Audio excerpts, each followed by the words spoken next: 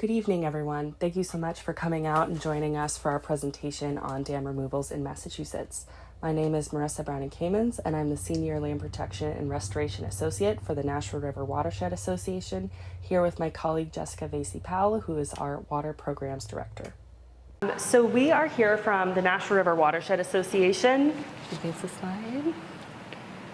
So we are a regional watershed association serving 32 communities from southern New Hampshire to through central Massachusetts, Ayer being one of them. So we're thrilled to be here in your community today. We also want to thank and acknowledge the supporter of this program, which is the Division of Ecological Restoration. They are a state agency that supports a variety of restoration projects in rivers, streams, wetlands, and watersheds. And so we're grateful for their support today. All right, so to get started, I want to provide a brief overview of dams and the services they provide to our communities. So as many of us probably know, dams really do serve very important services and functions. Here we've got the Wachusett Reservoir, which provides drinking water to 3 million people. In our town of Pepperell, we've got the Pepperell Hydro Dam, which provides power. And as we know from the storied past of Massachusetts and the Industrial Revolution, there are many mills that were powered by dams in our past. And as a result, many of our communities have kind of grown up around these dams and the impoundments that they created. However, because many of these dams were built so long ago, an estimated 75 to 90% of them are now considered to be non-functional. So it's a really big proportion. And so this can look like a lot of different things. We're going to talk about what this might look like and why it might be helpful to consider dam removal. This is the estimated number of dams across the US. So 2 to 2.5 million. It's a lot. And I think it's particularly interesting to look at the East Coast and see that there's a lot concentrated there. Part of that is because of this industrial past, all the mills that we've had. And so you can see, there is a lot around us. And then if we think about the dams in our communities, Massachusetts has over 3,000 dams, which is the most per stream mile in the nation. So we really do have a lot here. And then in the Nashua River Watershed, we have 209. So why are there so many dam removals underway right now? Part of it is awareness. So these dams are starting to age, they're starting to be non-functional, and there's a growing awareness of the potential benefits for removing them. And then another part of it is cost.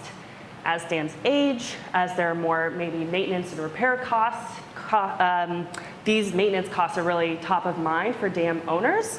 And when they look at the options, repairing versus removing dams, oftentimes it is much cheaper to remove them. So an estimated 60% less expensive. As a specific example of this, the Millie Turner Dam in Pepperell was removed. And an analysis of the removal versus repair scenario showed that it was $330,000 to remove it and $2.8 million to repair it and maintain it. So huge difference in the cost of keeping versus removing them. And then benefits. There are really significant benefits to removing obsolete dams that are no longer providing services that we rely on. So these are ecological, financial, public safety is a really big one, and then community level benefits as well. So we'll talk about those today. When we think about the dams we have, the dams that are non-functional and the dams we might want to remove, there are some ways that we can think about how to prioritize them. As we mentioned, there's a lot, so it's important to think about it strategically. And we just want to show some examples of tools that are available to do this. This image here is from Mass Mapper, which is a really great free open source GIS software, Geographical Information System software. It's got excellent spatial data provided by the state, collected by a bunch of different organizations and agencies. Dams is one of the spatial layers that you can look at, and it can categorize them by hazard class, which is super helpful. So you can see, just in your community, what are the high hazard, significant hazard dams, which ones might be low hazard, therefore less of priority. And then another lens to look at prioritization is from restoration potential. So this tool is DER, Division of Ecological Restoration. This is a tool they created, and it analyzes the ecological restoration potential of dam removals. So, how many stream miles will be reconnected? What is the overall estimated benefit just from an ecosystem perspective? And that's another way to prioritize. So here's some examples, and these are both tools that anyone like you could go and explore to get to know the dams in our state better. That being said, we are going to talk a lot about obsolete, non-functional dams. They still are a critical part of our infrastructure, and they will not all be removed. So these are the dams estimated in the US, which we talked about, and just by comparison, this is how many have been removed. So you can see it's a much smaller percentage. We're really focused on those dams that have a real benefit to being removed. So let's talk about those benefits in a bit more detail. We're going to focus on these 4 categories: public safety, financial, ecological, and community benefits. So public safety, this is a huge one. I'm sure everyone remembers the flooding that happened on September 11th in 2023. Something like 11 inches in 5 hours. It was a huge amount of precipitation, and unfortunately that's predicted to be something of a trend. We're going to see more storms, they're going to be more intense, and they're going to be more frequent. And that is going to put a lot of stress on our aging dam infrastructure. And that creates a real risk for downstream communities. If you've got a dam that breaks or releases during a flooding event, it's a big rush of water that goes downstream. It's unexpected, and it can be really pretty devastating for infrastructure, personal property, and human life. So these are some headlines. These are real-life examples of some risks and public safety concerns arising from dams as we have these increased precipitation events. With this comes financial risk. If you are a dam owner, you are liable for damage that happens downstream of your dam were it to fail. So this is an example. It's a real headline.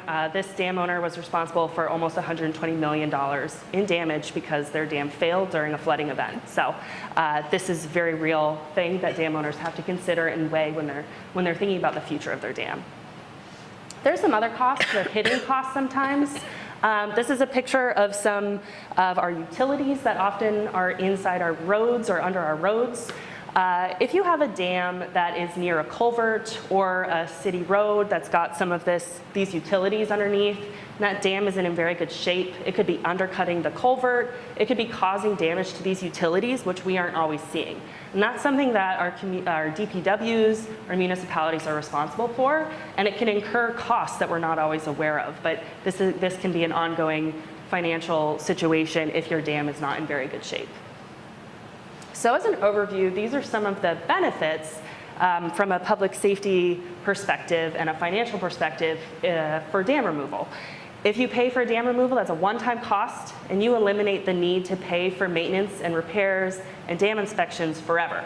So that can be a very good trade-off.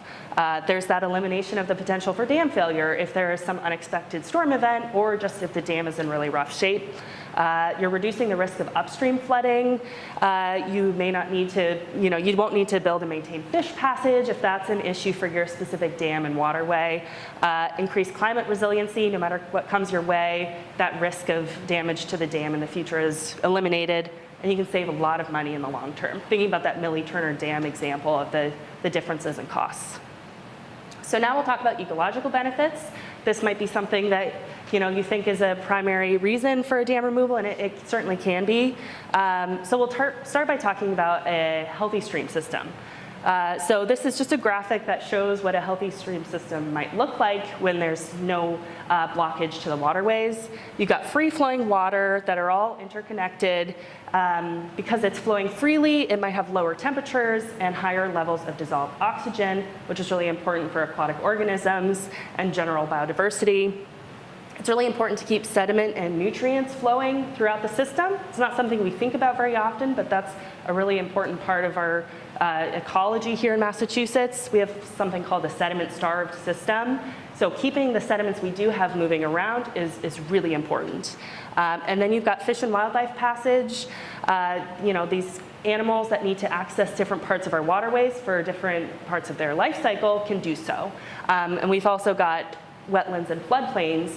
That provides important wildlife habitat, but it also provides us with some essential benefits like it stores flood water and helps clean water before it enters our waterways. So that's a healthy stream system in comparison to a dammed river system or stream system. So you've got blocked flow, which is keeping that sediment and nutrient transportation from happening. Fish and wildlife aren't able to move up and downstream. You might see populations disappearing because they just can't access areas that are critical or essential for their life cycles. You've got higher temperatures with this stiller, hotter water, and lower levels of dissolved oxygen, which makes it difficult for aquatic organisms to survive and thrive. And as a result, you've got these impoundments that grow up behind the dams. They can look pretty to some, but they do damage those wetlands and floodplains that can be really important for wildlife and humans alike. So this is a graphic that shows just a snapshot of the ecological impact of dams on a river system. You've got the increased evaporation, debris is jamming up, you've got impounded sediment that's not able to flow around. There's some scour happening over the dam wall that degrades riverbed habitat. And then, yeah, you've got some more substrate above the dam that's being buried by that sediment. So this is an example. So when you think about the ecological benefits of dam removal, they're really quite significant and important to consider.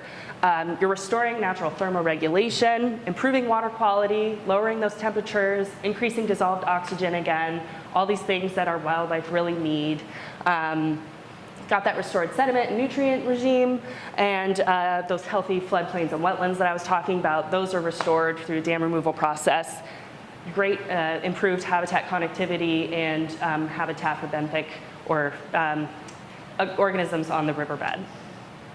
And then there's community benefits as well. So I know it's, people can be very fond of the impoundments that can build up behind dams. That's a very real thing. And we acknowledge that people appreciate that aesthetic. But we also, when we think about dam removals, it's important to consider some of the benefits of removal at the site itself.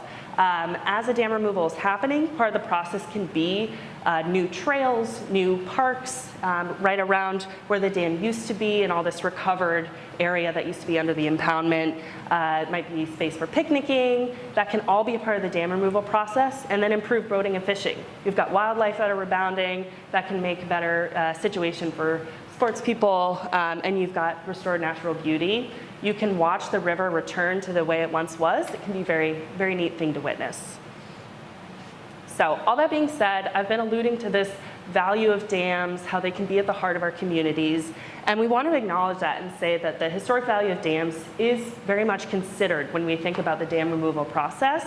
And so we assess the impacts to the potential historic value of a dam, and if the dam is considered to be of great historical significance, repair may be considered over removal. That's absolutely a part of the consideration. It's something that the dam removal team would talk to the community about, and it would factor into the decision making.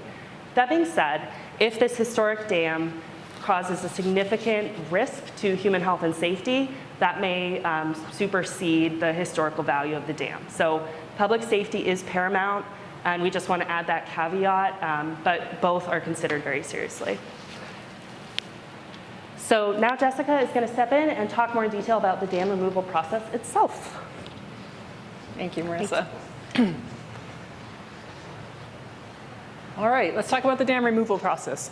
Here in Massachusetts, it typically takes 3 to 5 years for a dam removal project to go from start to finish. And that's because these are very complex.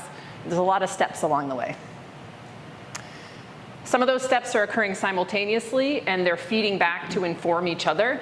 But for tonight, we're going to talk about basically 4 different buckets of activities: engineering and design, community engagement, funding, and permitting. And we're going to start with engineering and design. So to begin the dam removal process, usually what happens is the dam owner decides, hey, maybe I'd want to remove this dam, or somebody approaches the owner and asks them if they'd be interested in doing that. Usually because either there's a significant ecological benefit to doing that, or because the dam itself is in such poor structural condition. Once the dam owner decides to investigate removing the dam, the first step is usually a reconnaissance study. This is also known as a preliminary design study or a feasibility study. And the elements of that study can vary from site to site, but there are some pretty typical components, and so we'll run through those right now. One of the first steps is to make sure that you have the right owner for the dam. Then we want to think about what are the current uses of the dam, if any, and what have the historical uses been. And then they look around at all the different infrastructure that might be impacted by removing the dam. This could be things, Marissa talked about some of them before, like underground utilities, sewer, water, gas. It could be buildings. It could be wells or other drinking water supplies. It could be roads. we're going to look at the structural condition of the dam, see just how bad or okay it is. And then a very important element is to do a professional survey. So you're looking at the elevations on the dam and around the dam, and also what's called a bathymetric survey, which is the elevations of the land underneath the waters around the dam. We also look at what are the natural resources that are near the dam or might be impacted by it. So there will be a professional wetlands delineation and survey for all those wetland resources that are protected by the Mass Wetlands Protection Act or any local bylaws. There'll be communication with the Natural Heritage Program to determine if there are any rare species in or near the dam or any priority habitat for those species in those areas.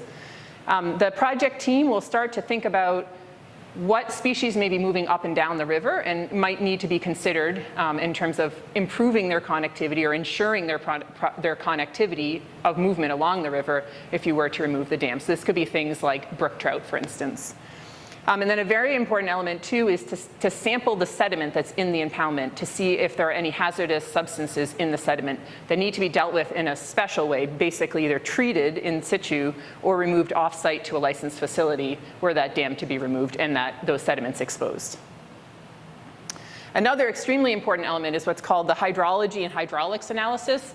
And this is an image, it's probably very hard to see from back there, but it's basically an aerial shot. And it's showing you these different colors, which indicate flooding. So what happens in what's known as the H&H analysis is the engineering part of the project team will think about how water moves through this system and how floods look under the conditions of different types of storms. So it'll be like very frequent but not very intense storms. They'll model those all the way up to a 500-year storm, which is very rare. But very intense. And they'll look at how flooding changes with those different storms under existing conditions and then under proposed conditions of dam removal, and then also under the condition of dam failure to see how those things change. And so this example comes actually from a dam that's currently being removed in Ashburn in Massachusetts. And it shows you the aerial shot, and this is the Whitman River flowing down. I believe it's for a 1-year storm. So a storm that would occur like every year. Not very intense. And you can see the pink here represents the area that's flooded under existing conditions. These yellow buildings, these are buildings, these yellow spots, those are the buildings that are flooded under normal conditions, existing conditions. And this tiny blue area it's upstream of the dam. It's the additional area that might be flooded under proposed conditions of dam removal. So the important thing here is that there was no increased flooding downstream. There was a little bit upstream, but this is in a wooded area, so it worked out to be okay. At this phase in the reconnaissance study, we also start to think about what might the community concerns be. What problems might we foresee? What are people really interested in talking about when we talk about this dam removal? And then we start to think about what are the options for funding this very expensive project.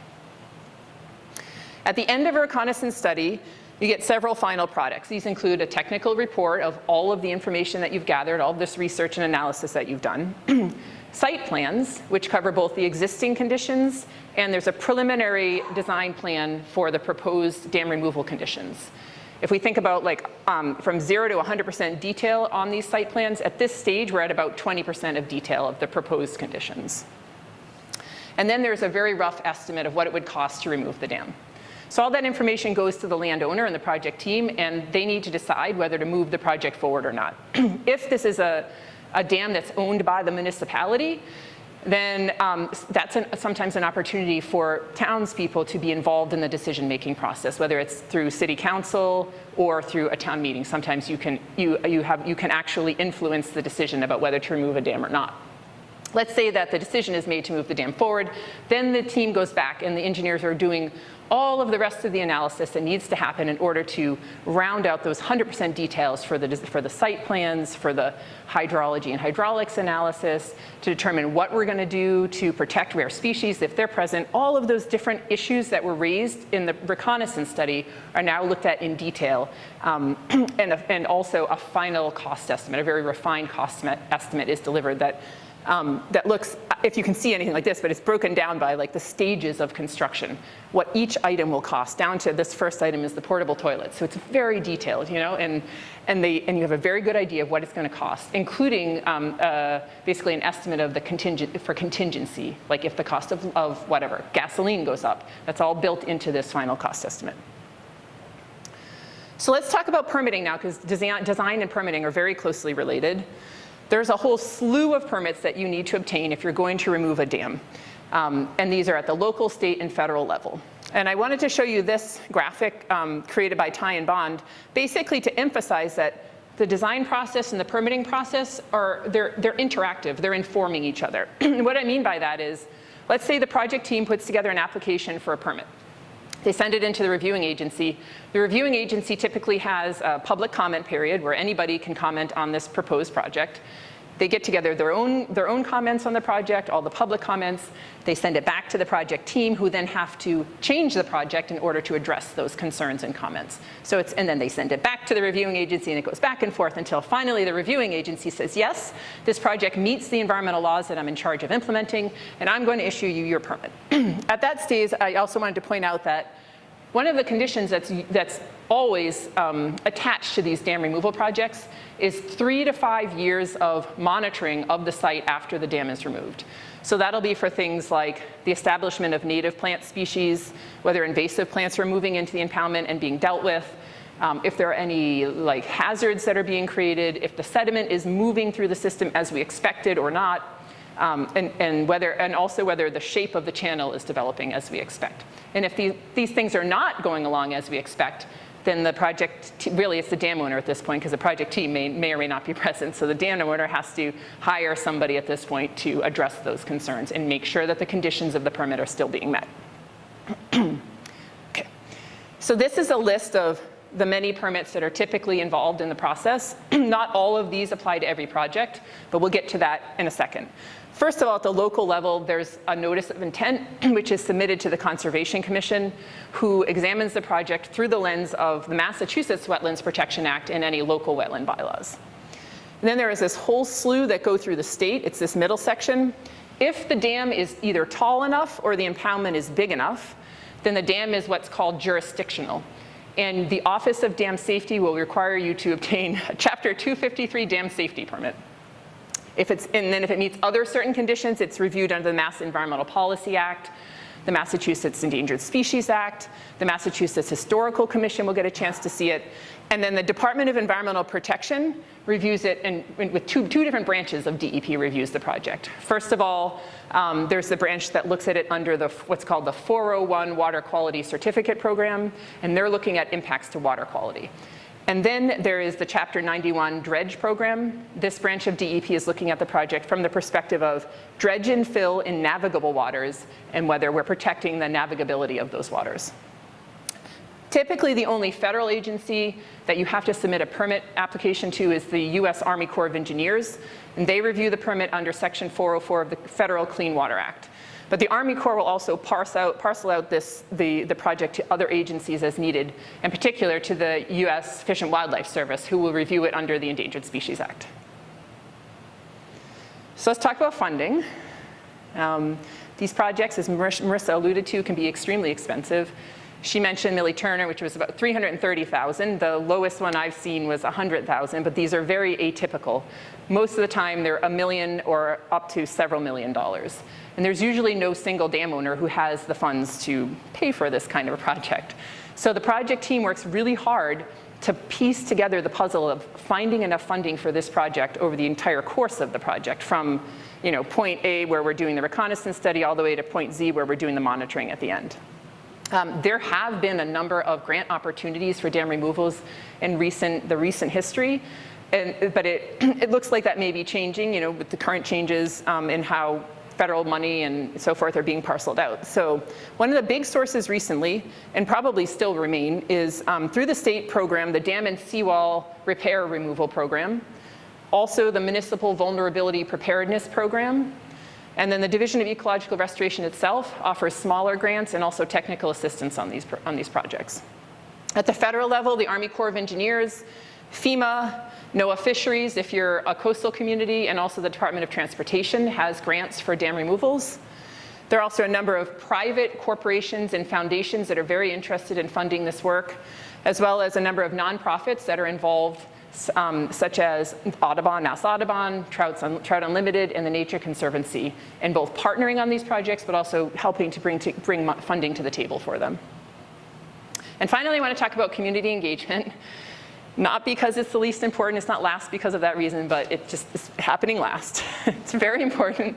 And we really feel strongly that it's important to engage with the community often and early in these projects. And it really, for me anyways, it comes down to human nature. Like, we want to be heard. We want people to acknowledge what our opinions are about things. And so it's important to start doing that at a very early point in the process, so that there are no hard feelings that arise, so that even if we disagree on the outcome of the project, we can do it in a civil manner. So some of the objectives for community engagement are that sharing of information, and it's a bi-directional flow of information. It's the project team sharing specific details about the project with the community, and it's the community sharing back local knowledge and ideas that they might have about the project as well. Because the people that have been living near the dam for a while, or currently, or living in the community, often have a lot of useful information that somebody, that's maybe an engineer from out of town does not know about the site and can really benefit from in terms of designing the project. There are a lot of different types of community engagement that you can undertake. There's talks like we have tonight, a pretty traditional setup where somebody's talking and then there's a question and answer session afterwards. There's all kinds of written communications that happen, maybe a rack card in the library, maybe it's a project web page, maybe it's an article in the senior newsletter.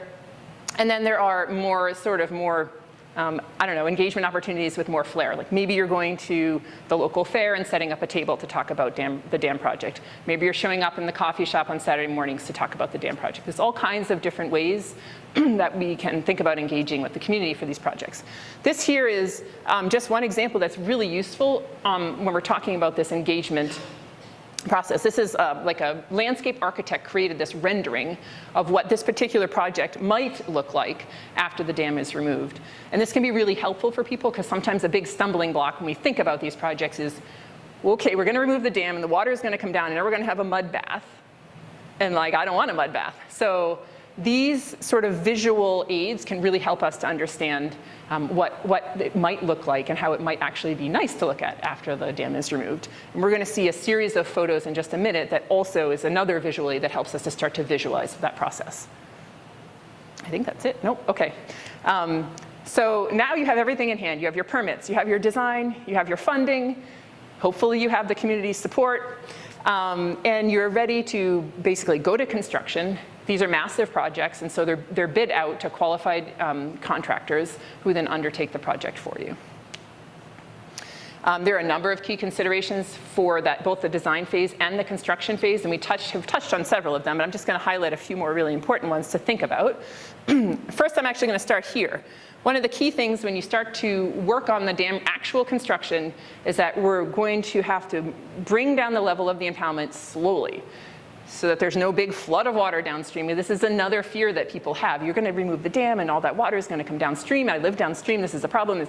No, we're going to remove it very slowly. And basically what we say is that you shouldn't notice a difference downstream between normal conditions when you have a moderate rainstorm. It should be about that level of flow that's coming as we're starting to pull down the impoundment. We also want to think about, at least for some portion, removing that entire vertical extent of the dam. May not always move the whole horizontal extent of the dam, but as long as you remove the whole height of it in some portion, then we can have a free-flowing river come back again. We also want to look at other natural areas of the same stream or similar streams in that geographic area, so we can know exactly what we're striving for in terms of what the in-stream habitat should look like and the banks should look like when we're done. And to that point, we want to think about creating diverse in-stream habitat. So we want to make sure we have things like rocks that are left in the stream to slow down the flow of water, and maybe some big woody branches that are actually left across the channel in order to create habitat for little fish fry, those kinds of things. And then finally, at the end, we have to think about, and this is all part of the planning and design process, but we've got to make sure we execute it well at the end. We want to think about restoring the disturbed areas, the banks, stabilizing the banks, and making sure that we have native vegetation that's growing back in the impoundment and in the disturbed areas. So Marissa's going to see us through to the end with our nice pictures. Yes. All right, but first we just want to address, this is another very common fear that folks have when they're thinking about dam removal and how this might impact the ecosystem. people can see a lot of wildlife in dam impoundments. You can see great blue heron, otter, all sorts of things can live there. But oftentimes that wildlife is there in spite of the dam, not because of the dam. It restores this like nice exchange, opens up habitat, and this food cycle is restored. So you should see most of the wildlife species that were once in the impoundment return to inhabit the restored river system. So that's a question we get a lot, and largely you should see the same wildlife that are returning to the site once it's restored. So this is the Sucker Brook Restoration Project in Pepperell. You can see the dam here is a smaller vertical extent dam, and this is after it's been restored. This is about a year later. So you've got a nice wet meadow and the impoundment reduced down to the natural stream channel again. The Yoakum Brook restoration in Beckett. I like this example because you can imagine this like stone wall waterway was probably pretty important to the community as nice scenic value. So the dam was removed. You've got this nice restored river or stream bed again, but some of that historic element is retained and it still has that nice scenic value through the community. Trap Hole Brook restoration in Norwood. This was before, this is after. You can see the banks have nicely revegetated with some native grasses and trees. Wiki Piki Brook, this one's neat because you can see more of the process, the before as it's being restored and after as things have matured a little bit, and things look very much like they probably did hundreds of years ago. Nissitissit River restoration, this is another before, during, and after. So you can see this is a little bit of that muddy stage that people get worried about, but the riverbank has restored beautifully afterwards and it's in its natural original state again. So thank you so much. We'd be glad to take any questions you have at this time.